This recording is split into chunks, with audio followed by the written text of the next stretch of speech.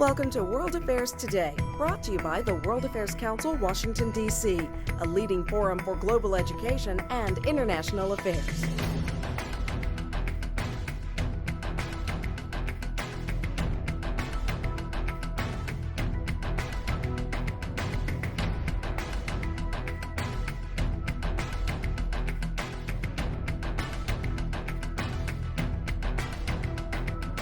Good evening.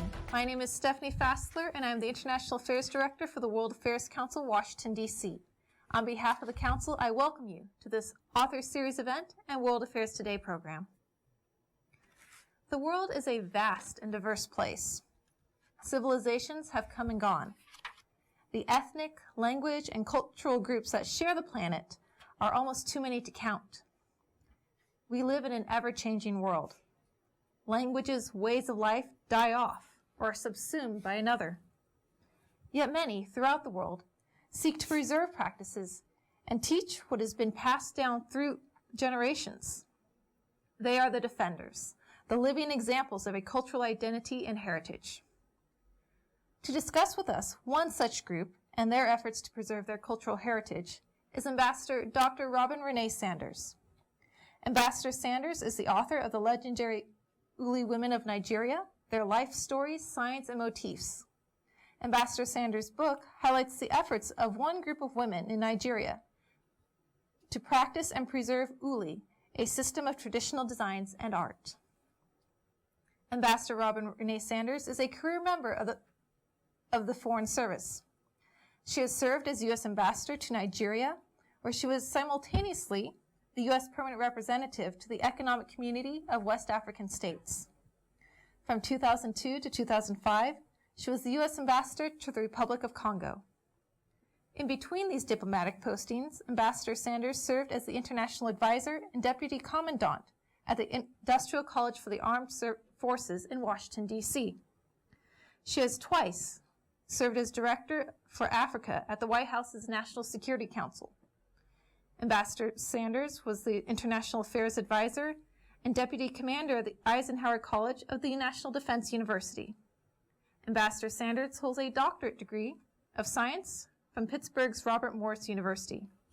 She is currently CEO of FEED's Advocacy Initiative and FEED's LLC, which work on economic development and business strategies for Africa. Before we begin this evening's discussion, we'll pause for a brief video about the Nigerian Women of Uli.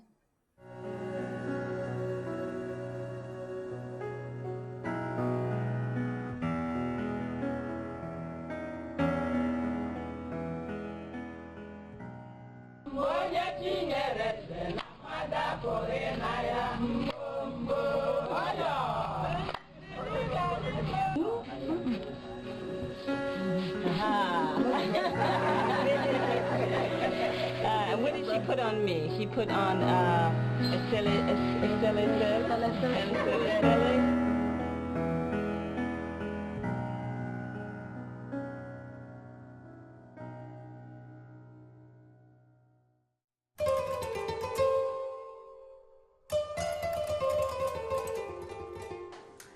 Hi everyone, we're in the beautiful home of Ambassador Robin Renee Sanders, whose first book, The Legendary Uli Women of Nigeria, was based on her doctoral research, which examines African signs and symbol systems. The whole focus of the book really is to tell a little bit of a story of seeing things about Africa differently, which is kind of how I became interested in Africa in the first place. And how this book came to be, when I began my doctorate, I was thinking about, I wanted to do something uniquely different. Because when people think about information systems, they really think about mostly things on the technology side. When people think about African signs and symbols, they don't think about these as being a form of communication, a form of language. I mean, today we see African signs and symbols on jewelry, on clothing, etc. But do we really know what those symbols mean? Mm-hmm. What they meant to the culture that brought them forth? What they mean today? Are they still in existence today? So when I was researching my doctorate or thinking about what I wanted to do my dissertation on, I really wanted to bring all of my experience together in one area, but I really wanted to address the gap which I thought existed in the communication field, where we're not looking at these ancient signs and symbols as information systems. What are the systems? What is the social, economic, political communication element coming out of these signs and symbols? This is a gap in the communication field. And I actually came up with a term for it, actually, saying that these systems should be considered communication expressions. Because in some cases, particularly in Uli, it's not a language, there's no grammar structure, there's no sound structure, but they do communicate, they express something in the culture. Some things are economic expressions, some things are social, some things are spiritual or religiously expressed through the signs and symbols. So it took me a while to come up with that toward the end, but I thought that if I'm going to make this argument, I need to find a way to identify it. And it was interesting when I was doing my research and sitting down to write it, and I was looking at my literature review, actually. And the single most endangered language in the world is, guess where? In Nigeria. And it's called the Harom language, and it's the Harom people. And I said, wow, this is amazing. I then made it a point to really try to find the Harom while I was in Nigeria, and I did. At that time, they were down from 150 people to about 90, but still spoke the language.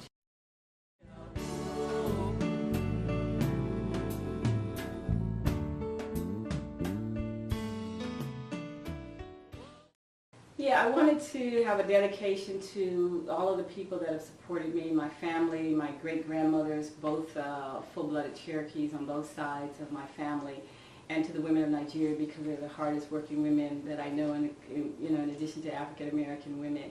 And the heritage within that term was inspired because all of us have that heritage of our family, particularly on the female side. And it's not an original thought. It actually was inspired by a painting by one of the matriarchs of the Nigerian cultural scene and art scene, who I think is one of the most creative women that I've ever met. And her name is Nike Okendaye. And the painting that she did, called The Heritage Within, about women in different phases, inspired me to write the poem about the Nigerian women and women in my family, and I wanted to name it and dedicate that page to Nike.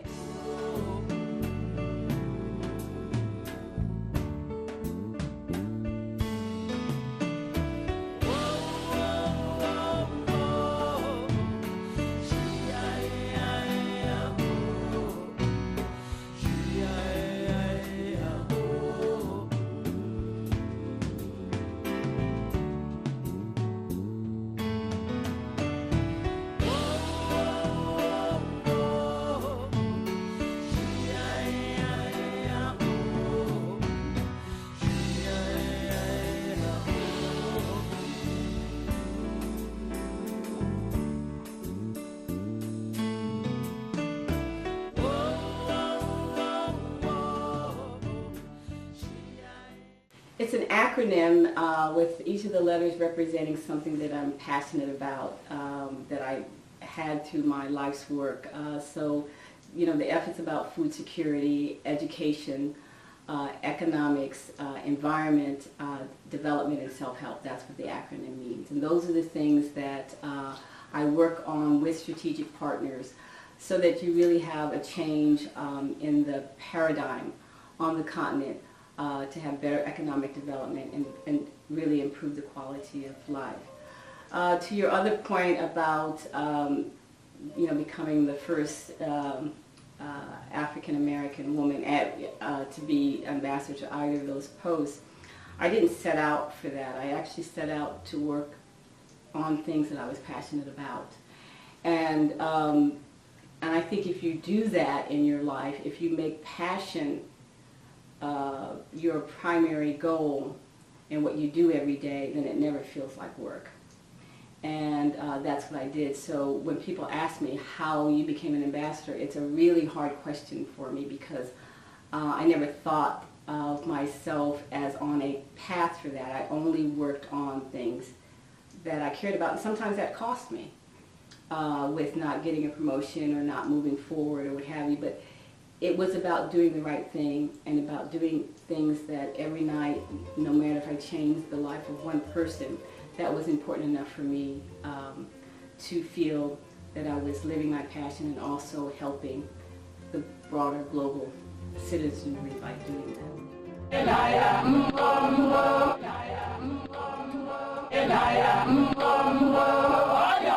Thank you, Ambassador, for joining us this evening. Thank you.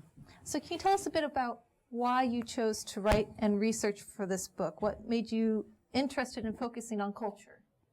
Well, you know, my years in the diplomatic corps, one of the key things that was very important to me was really learning about the culture of the countries that I served. And I think that that, more than anything, provided the basis for good diplomacy. And without doing that, I thought it would be hard to really even represent the U.S. government well. I think that comes from my background.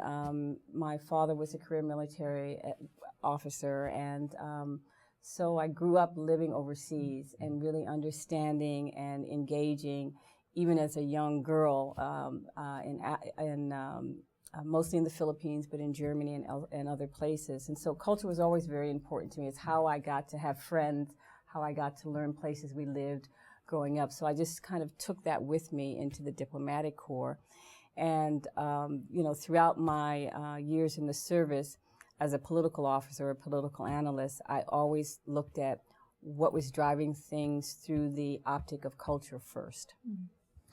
So then most of your diplomatic and post-diplomatic career have been spent in Africa. What in particular draws you to that continent and its people? How much of that motivated you to write and publish this book?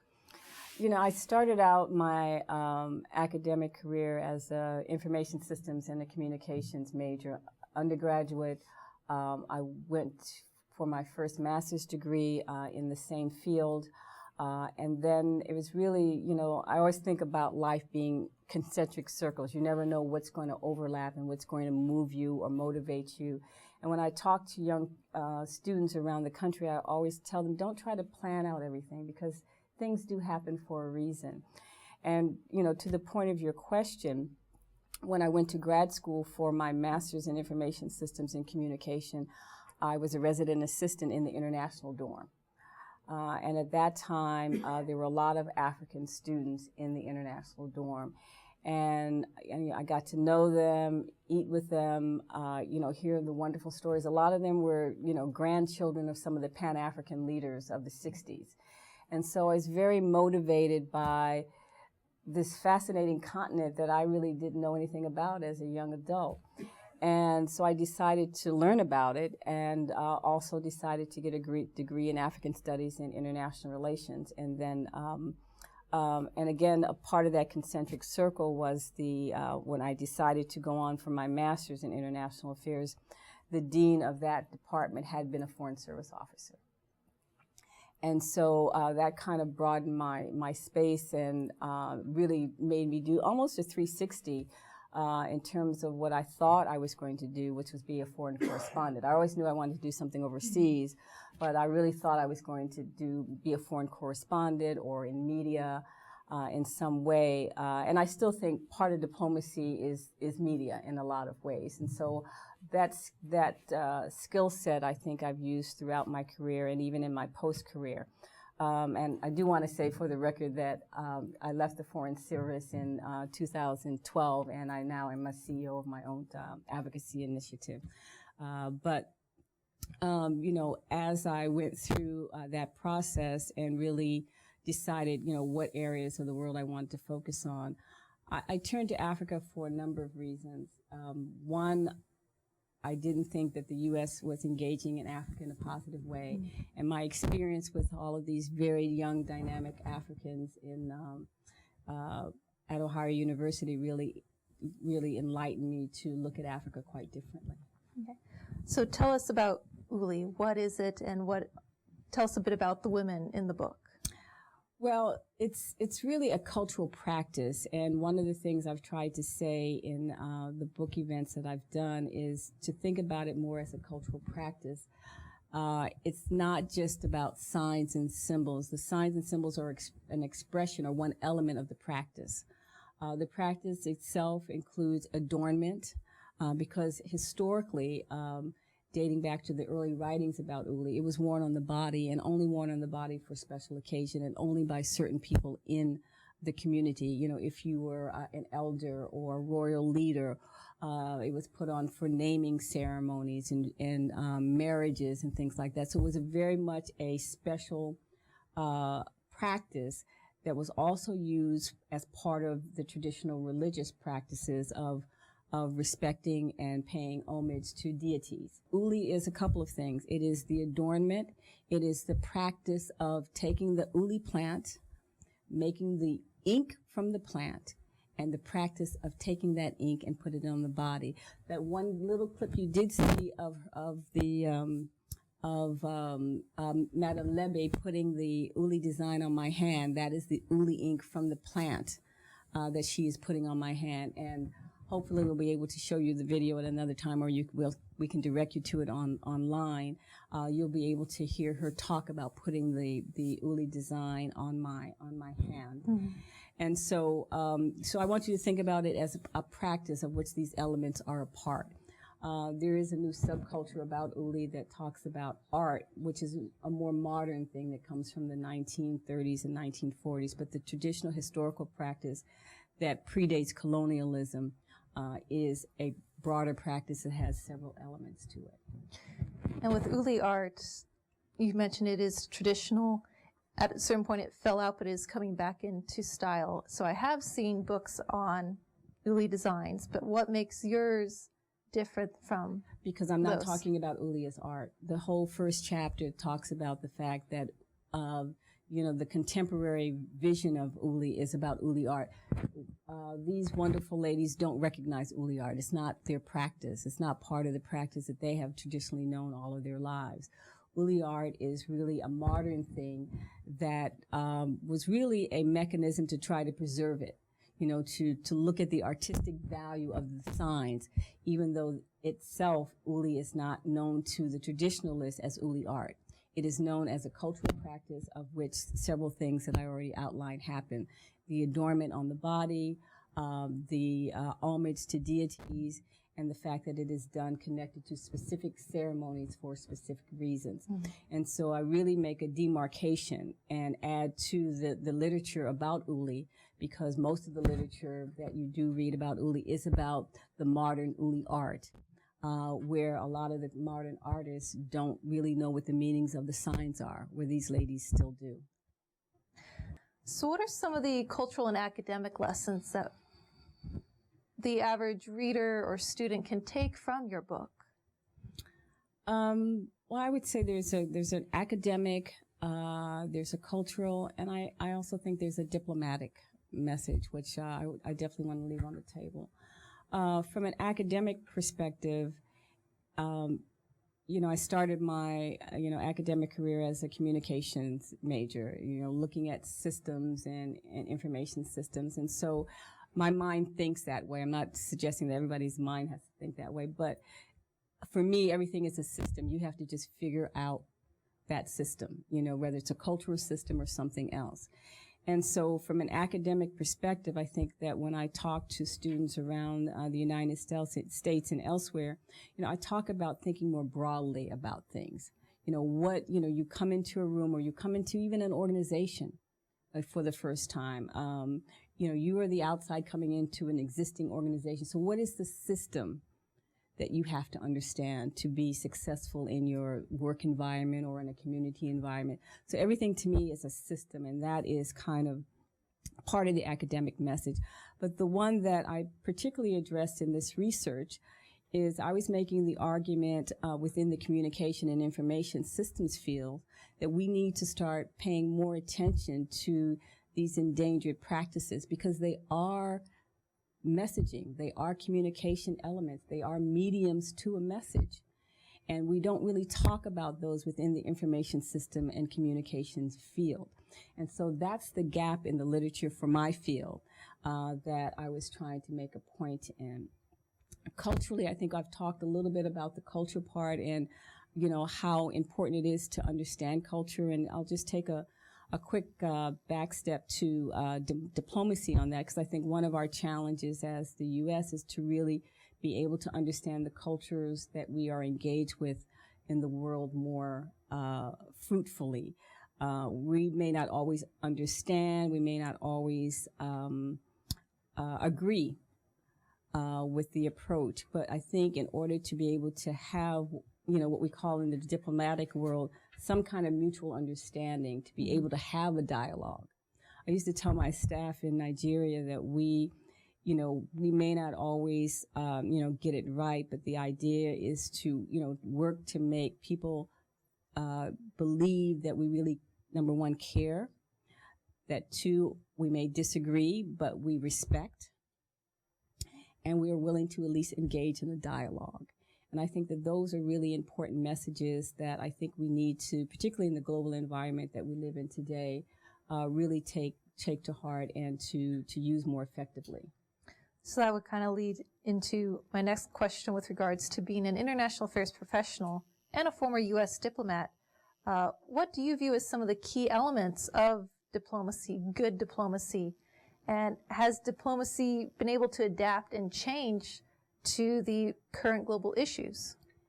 Yeah, I was reading today the obituary of the late Arthur Harmon, who was really a classic diplomat who passed, I think, over the weekend.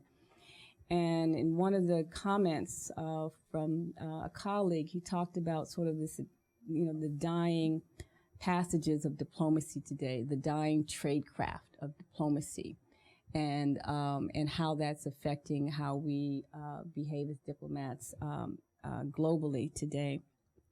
And I identified with a lot of that because I do think that, some of the traditional tradecraft that is linked to diplomacy has disappeared and has died away. And I think that we need to find a way to recapture some of that, because it really is, and we have to learn how to do it in the 21st century. And I think that that's where diplomacy is really going through a change. I don't know where it's going to end up. But I do think, we're struggling as a discipline with how we deal with the modern world of communication and traditional tradecraft. And I think that the real marker for me in so many ways is, if you look at WikiLeaks as an example, I didn't have kind of the total visceral reaction that some did have on WikiLeaks. I think that there were some positives, although I might get lynched for saying this, but I think for me, there were two. One is I think that WikiLeaks helped the American public at least have a better idea of what diplomats do. And I think that we were able to share that. Of course, you don't want confidential information out in the public domain, because it makes it harder for you to do your work. But I think that it provided a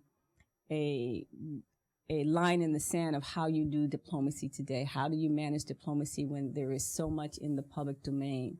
And how do you work with your interlocutors? And how do you, provide that traditional confidentiality that you would have with your interlocutors? And I think it's a real struggle for, how you balance the two, because there is a lot of push for transparency and and all very important. I'm not diminishing those. But then how do you get someone to honestly be able to tell you something if they think that it's going to be all over social media? If you're having a serious diplomatic discussion, you could use the current examples of the discussions going on with Iran. How much of that discussion would you want in the public domain in order for it to move forward? I think that's a real challenge. So that is one of the challenges in the modern diplomatic age, is because, yes, you can now instantaneously communicate from DC to Lagos or DC to Nairobi, but then it's all information that's out there and can be Manipulated, yeah. manipulated, attacked. How is it that, but what benefits have you seen from that in terms of both the diplomatic side, but then also culturally, because Africa itself has become this massive growth area for telecommunications. So how have you seen that impact the communities, the economies there, the people? I think I would say it in a word: power. You have anybody with a mobile phone has power. You saw it in the Arab Spring, Tunisia, and I'm so devastated by what happened in Tunisia. In fact, I was scheduled to go to Tunisia in about a week and a half, so that the jury is still out on whether I will do that or not. But it is power. It is the power for the voiceless, because anyone with a mobile phone today can change an environment, can change a situation. And there have been lots of examples around the world. It provides it pulls back the curtain on so many evils in the world, and it also shows us evils in the world, because you see how ISIL and others are also using that same kind of power and access to media and to social and to the social sites. So, but I think on the positive side, I love to really see the power of the smartphones. You have just a couple of quick factoids that you might find interesting. Africa definitely is the growth continent. It's scheduled to have 2.4 billion people by 2030. You've got 1.4 billion now. Of the mobile phones in the world, you've got most of those are on the continent, with Nigeria at the top, with nearly 1 million smart and or feature phones. I think there are roughly 700 million smartphones in the world. So you have this incredible vehicle in your hand that you can do economics, you can do health check, whether it's HIV/AIDS, or even it was used in the Ebola crisis to, send messages and all these kinds of things. It can help young entrepreneurs develop businesses. It provides an opportunity for these technical hubs to crop up, which Africa is also the largest growth area for these technical hubs, because the access to broadband is so I won't say limited, but it's not as broad as it certainly is as it is here. And so you have these technical hubs that have developed where people can go in, sort of like we do with the Starbucks version, but more pervasive in terms of just being for young entrepreneurs to have business space.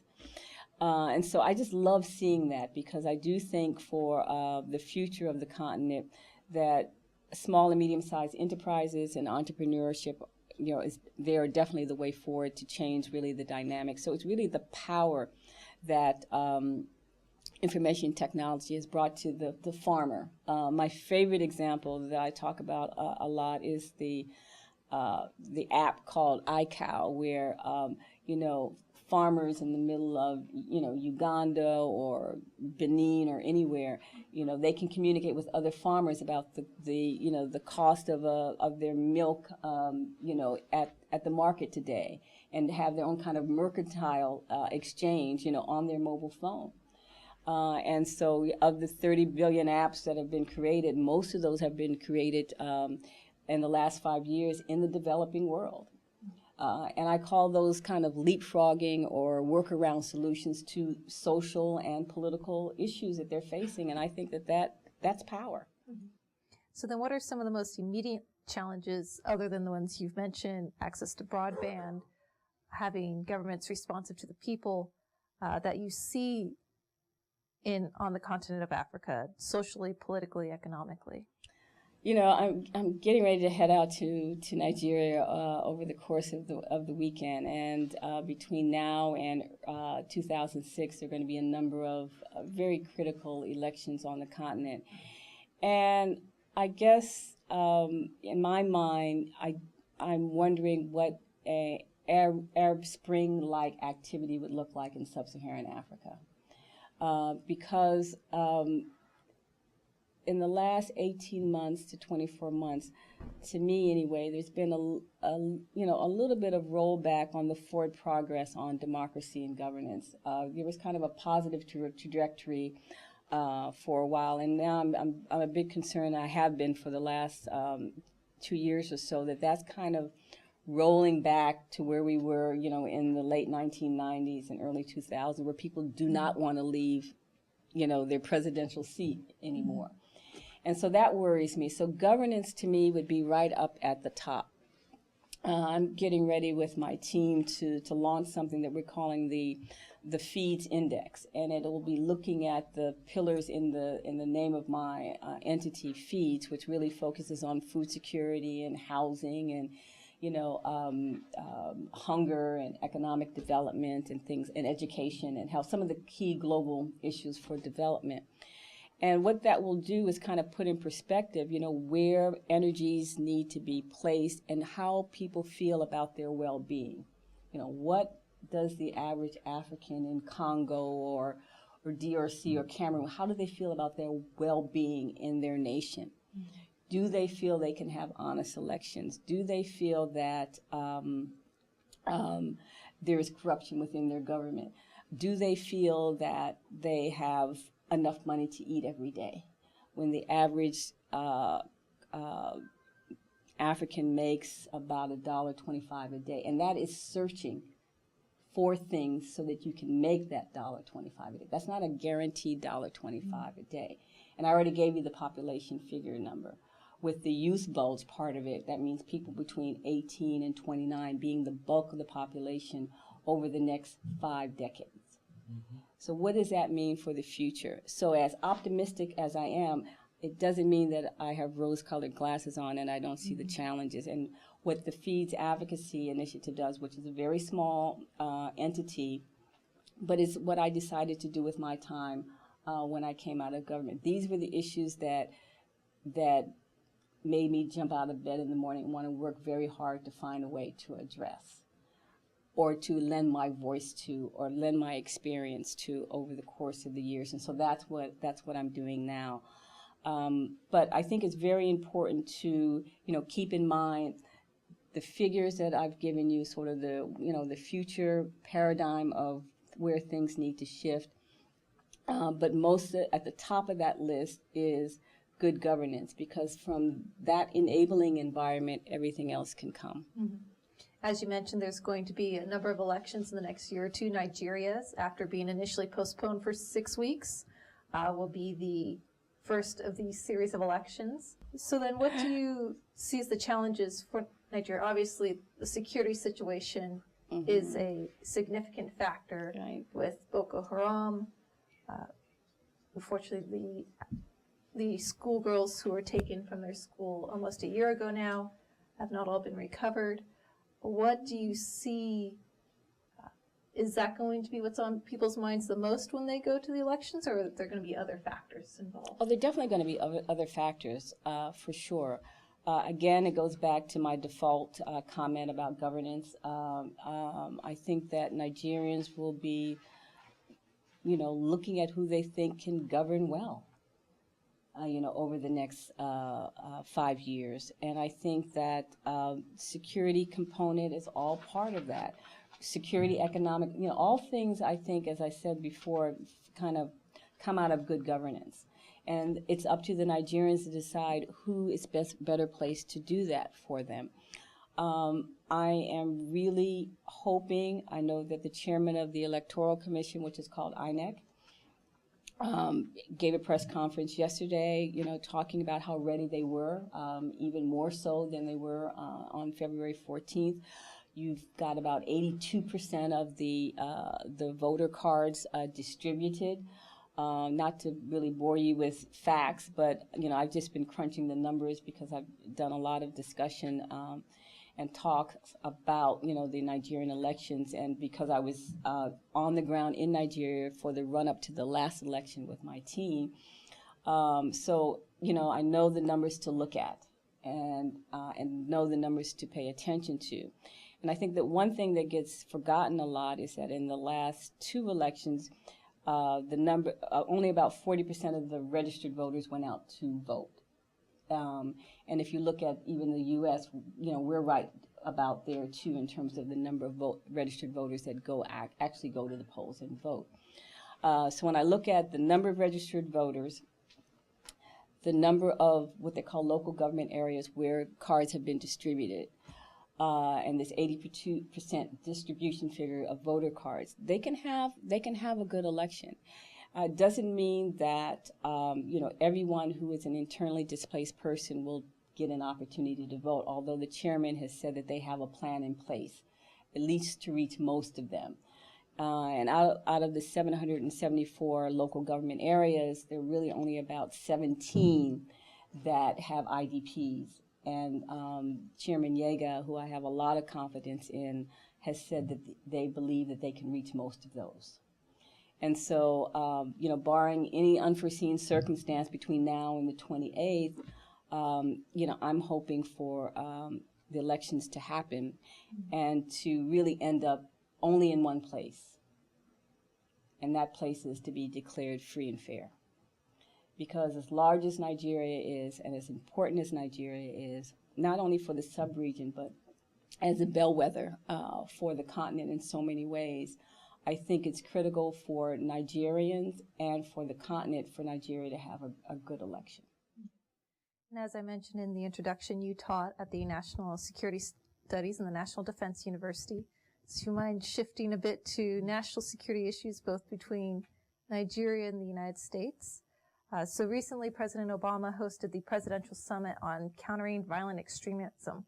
However, most of the discussion seemed to be about focusing on extremist groups in the Middle East and Northern Africa, not so much in sub-Saharan Africa, such as where Boko Haram operates. Why do you think this is? And why do you think that what needs to be done to address those extremist groups in sub-Saharan Africa? Well, I think that, I testified before Congress last June on Boko Haram. I was there in 2009 when the resurgence of Boko Haram has existed for quite a while under a different name, the Nigerian Taliban. But not to bog you down in too much history, but I always like to put that out there because a lot of Americans think that Boko Haram is a new phenomenon. It's not. Has been around, but quite different than it exists today in terms of its leadership and really its horrific behavior. Very different. So in 2009, when the leader of the then Nigerian Taliban was executed, then you had this lull period, and out of that period, unfortunately, you ended up with a leader like Shekau, who is the current leader that we see today. But to your question, because I wanted to have that little backstory for you, so when I answer the question, I said in that June testimony that one of the things that we really, really needed to pay attention to, I said 3 things we needed to pay attention to, and I'll just repeat them because they worried me then, and unfortunately 3 of them have come to pass. One, I said you really need to pay attention to the potential for Boko Haram to have linkages with ISIL. And so that was in June. I said that internally displaced persons and refugees are probably going to be the next thing that we might see. We need to be in place already with food and whatever resources that needed to happen to take care of IDPs and refugees. You've got 20,000 plus refugees now in 3 different countries. The third thing is the food security issue, and I still think that we're not paying attention to that. In Cameroon, where we have refugees in Niger and Chad, and with the internally displaced camps that we have today.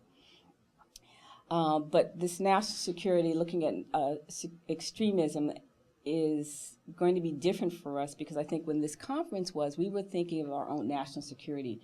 We didn't see Boko Haram yet as a threat to the homeland. And so the elements that are a threat to the homeland or have declared a threat to the home, like Al-Shabaab and the groups in the Middle East, like AQAP, Al-Qaeda in the Arab Peninsula, or in North Africa, AQIM, Al-Qaeda in the Maghreb, they have actually threatened the homeland. So they're going to be first and foremost on our national security minds. But this link now with ISIL, and now that we see maybe what happened in Tunis being also linked, I think that's going to shift. And if you had the same conference today, I think that you would see Boko Haram now on a higher plane than it was then, because there was no direct threat at that time when that conference was held to our homeland. But now with this connection with ISIL, that's the potential for that to happen is there. So then I know most of the internally displaced people are from the north because that's where a lot of the fighting has been, and the women of your book are more to the south. But what potential is there for their way of life to be disrupted, those groups in the north who have their own rich cultural history? How, if anything, of that can be protected or preserved? What is going to happen? We've seen previously in Mali and Timbuktu. And now in places like Tunisia, museums are, on the list. I think that, it's very, very important to find ways to protect these cultural heritage sites. And I think that Tunisia is kind of a wake-up call to do that. Mali should have been a bigger wake-up call, but, the Taliban in Afghanistan also did that with a lot of historic sites as well.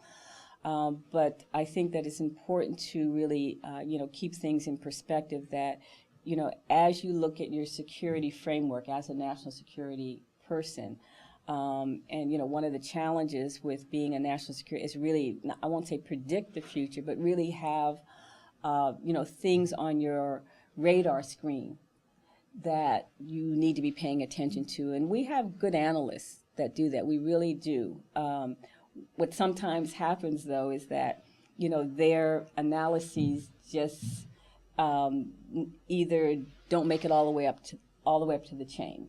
For me personally, I just don't think that our analysts at the front lines underestimated ISIL. I just don't believe those guys are really good. Guys and women are really good at what they do, and I just don't believe they missed it. I just think that I've even seen it in the case of Boko Haram. When my team and I were talking about Boko Haram in 2009, the emphasis wasn't there on the broader policy level. I mean, we were really focused on the Niger Delta, at that time. But we could see, these linkages happen because we're right there on the ground, and so I think it does make a difference about really paying attention. What is the system that's out there that you need to be paying attention to? And it really kind of goes back to having that wide, broader cultural lens, as well as really looking at things as a system. Even if you look at Boko Haram as a system, do we understand that system? I would say, no, we don't. We don't understand it. It's so antithetical to our beliefs that we don't understand it, but we better find a way to understand it, because other than that, it's going to be very hard to beat them. Well, thank you, Ambassador Sanders. I think we will now turn to audience Q&A. What steps are you taking now to deal with the problems of scarcity on the level of the continent? As I said, I have a small advocacy initiative, and we have strategic partnerships with like-minded entities on the continent. So I have a partnership with an entity called Songhai. You can look them up. They're headquartered in Benin. We have, it's a smart agricultural food integrative project that looks at the development and the importance of connecting food security with land and water resource management, with the environment, with renewables.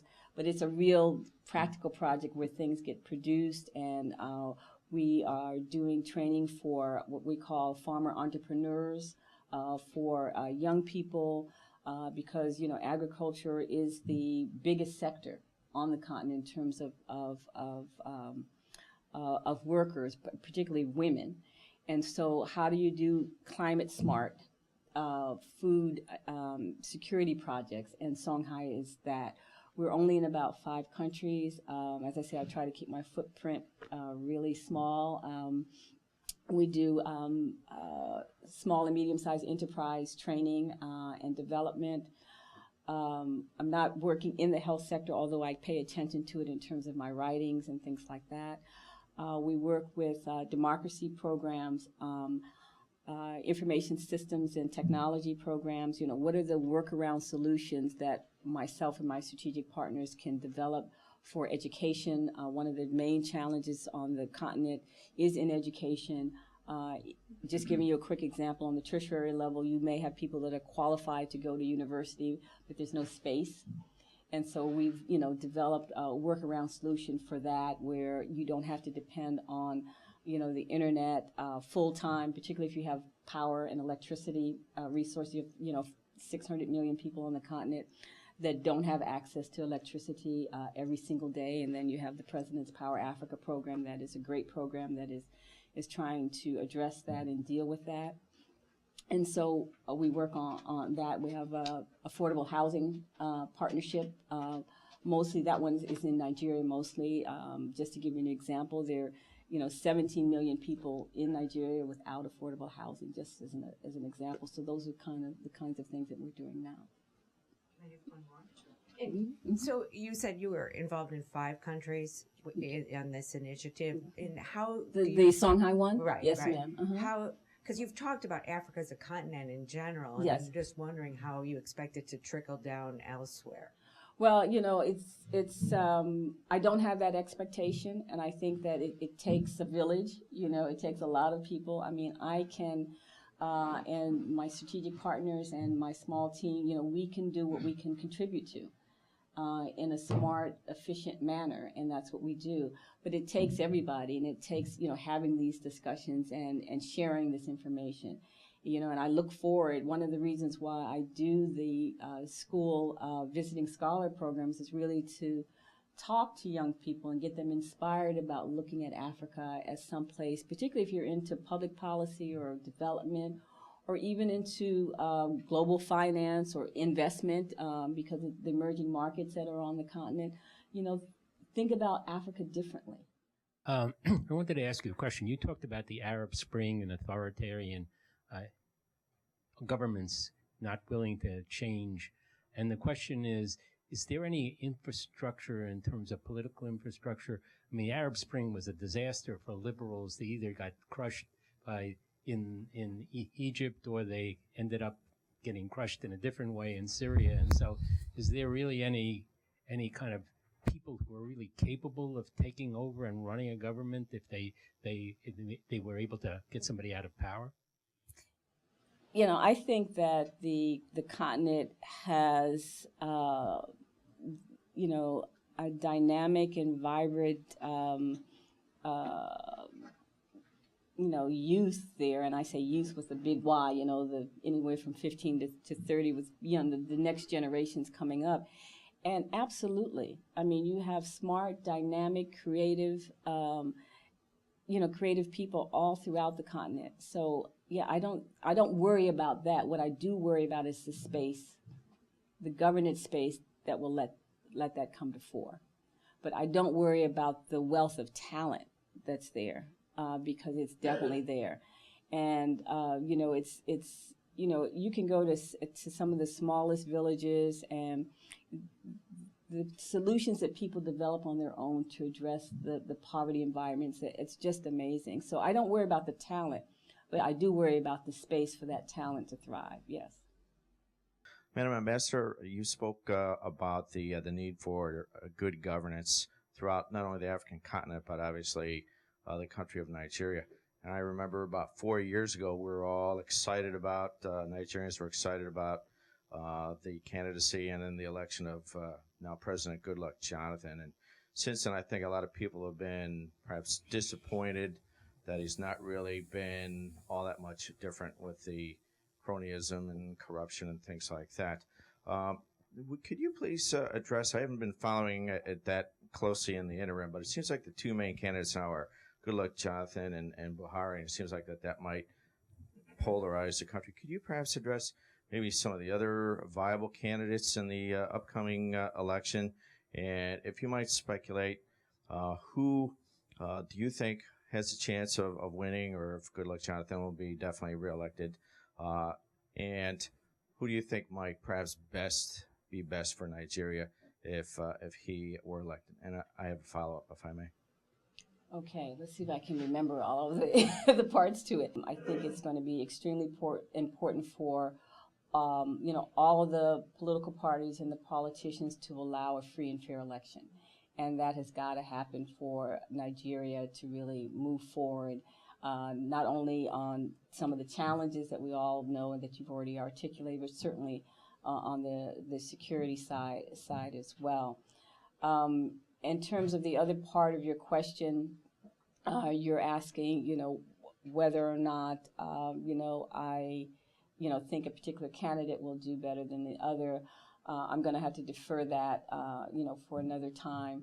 So I'm not trying to avoid your question. I just don't think it's appropriate for me to make any kind of personal comment on that at this time. But, I think it's important to look at Nigeria as, a key bellwether country. And if a key bellwether country cannot have a free and fair election, then I think that there's a systems issue there that we all have to take a step back and figure out what the challenges are. And I certainly think democracy within the political party process is certainly one of those elements that I would take a look at. And I also wanted to ask you, you had mentioned also earlier this evening about in the past the violence in the Niger Delta area. Of course, a lot of that was caused by men, the movement for the emancipation of the Niger Delta. Obviously, that's been eclipsed a lot by the trouble with Boko Haram, primarily in the north. Might you be able to address, obviously, why is that so? I mean, have those elements, have they dissipated? Have they been taken care of by the Jonathan administration over the last few years, or are they just not getting news coverage because of the trouble with Boko Haram? In the before I left in the end of 2010, there was an amnesty program that was put in place, and that was even though there were a lot of doubts about the effectiveness of it, it actually turned out to be fairly effective. And you had an amnesty for a lot of, and let me just do a quick step back here. My team and I, we would like to always encourage people to think of men as an umbrella of different factions. It was not a consolidated men group, but there were umbrellas of different factions that came under men. So it wasn't kind of a single command and control entity at all. But that being said, the amnesty program was quite effective, and you had an ex-combatant training program for a lot of the elements that were participatory in men. So it was really quite effective. You have had a couple of hiccups over the last 24 months where you've seen comments from somebody claiming to still be connected to men or speaking on behalf of the elements or one element that was part of men, but it hasn't received a lot of traction because most of those combatants or militants, they used to call them, participated in the amnesty program, and even though that had a lot of fits and starts and some complaints, not unjustified, it fairly much was effective and has really kind of put the Niger Delta back in an enabling environment in terms of security, although development issues and infrastructure issues still remain. One final question. A lot of attention is on Nigeria because one of the larger, it's a geopolitical power in the region.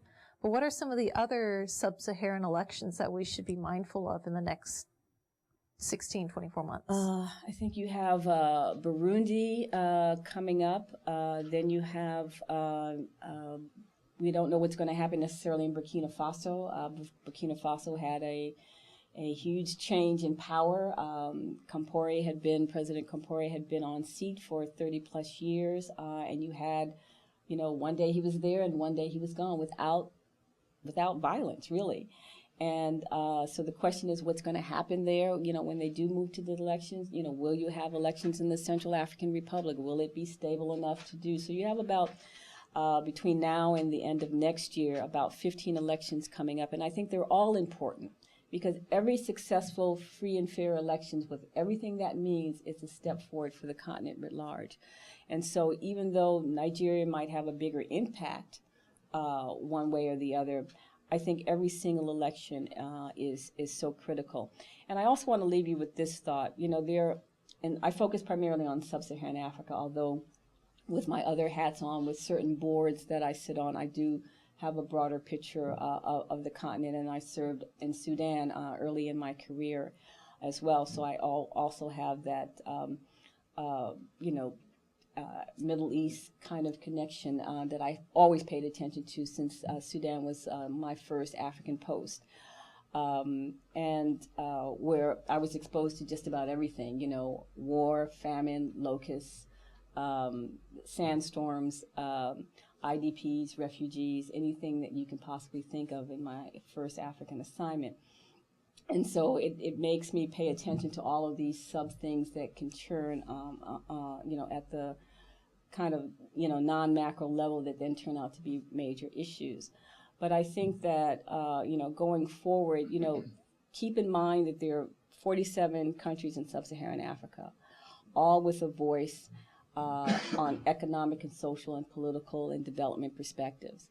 And it's important that when you think about the continent, you keep that in mind and don't lump all of the countries and all of the issues, sort of the phrase, that I always try to correct when people talk to me about Africa. The comment, in Africa does X, Y, and Z happen? And I always want to take that in Africa off the front part of their questions. What particular country are you talking about? Because every country is very different. There's no cookie cutter approach. And I think that for U.S. policy, too, we need to keep that in mind, too. And I think we do a fairly good job of it. Every now and then I don't think we do a good job of it. But for the most part, the professionals that work on Africa really do think about the particular country that they are actually working in. Even though you may have broad themes that you want to focus on, like democracy and entrepreneurship, but every country has its own system, and you need to, focus on what that system is in order to better engage, better be a partner to help them address some of the issues that they see that are important to them, and also, how we engage with Africa's huge youth bulge. There's actually a term for this, youth bulge, that is coming forward, that will be the largest single young population in the world for the next 5 decades. Well, thank you very much, Ambassador Robin. Thank you. Sanders, for sharing your evening with us. Thank you. Sharing with us the remarkable women of Uli, Nigeria, and also the region at large. Please join me in thanking Ambassador Sanders. Thank you. Thank you.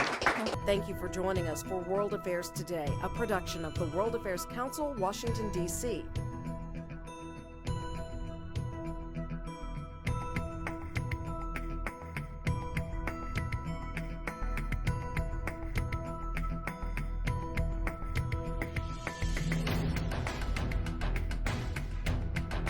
Stay connected with us at www.worldaffairstoday.org.